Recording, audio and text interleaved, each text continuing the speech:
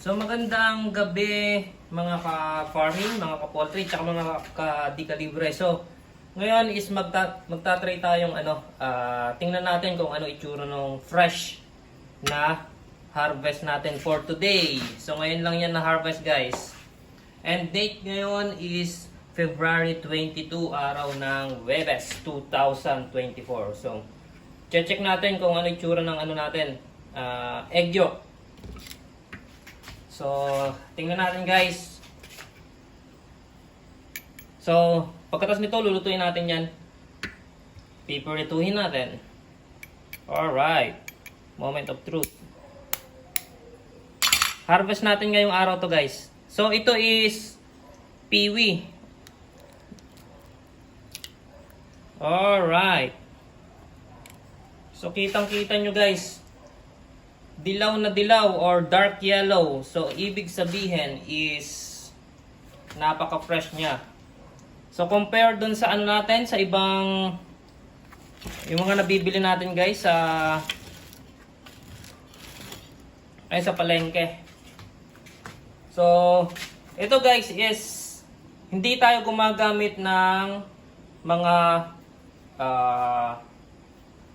yung powder na antibiotics tsaka vitamins, multivitamins. So, ang ginagawa natin dito is organic antibiotics or probiotics para sa yung mga vitamins nila guys.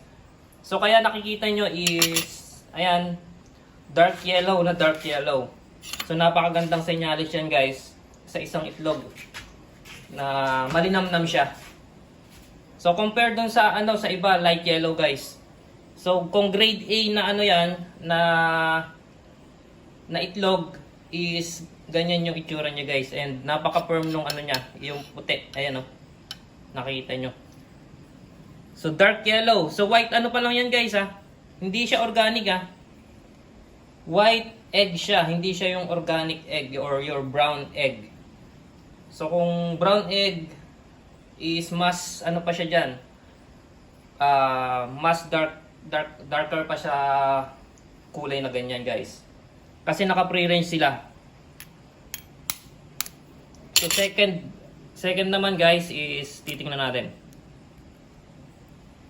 Alright. So ayan. Dark na dark guys. Ayan o. Kitang-kita nyo naman dark na dark. Live na live tayo.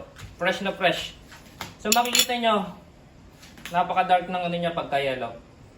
So, kung i-compare mo dun sa mga commercial na itlog na nabibili natin, is I think mas dark tong napuproduce natin dito. Kasi nga, organic yung binibigay nating vitamin sa kanila, yung antibiotics, tsaka yung mga probiotics na vitamins. So, herbal. So, nagpe-ferment tayo nun. So, ang epekto nun sa ating mga itlog or sa napuproduce nating itlog is ganyan.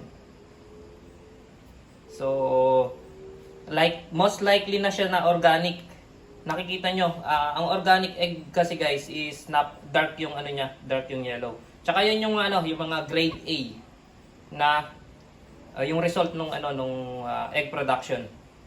So meron tayong category sa pag-grade ng ng mga itlog guys. Baka hindi niyo nalalaman. So pinag-aralan din natin 'yan, nag-research tayo through online and nanonood tayo ng mga seminars. So isa 'yan sa mga karakteristik ng mga grade A or yung magagandang klaseng itlog. So dark yellow yung niya, yung egg yolk, tsaka ito guys is ang tag dito, firm, basta ganun. Pero ito yung indication ng ng magandang klaseng itlog, yung egg yolk niya, dark. So yun lang guys, thank you very much for watching and sana nakabigay inspiration or additional information sa inyo tong video natin. So personal vlog ko to, mag-subscribe or hindi kayo mag-subscribe, walang problema. Thank you very much for watching. Peace out.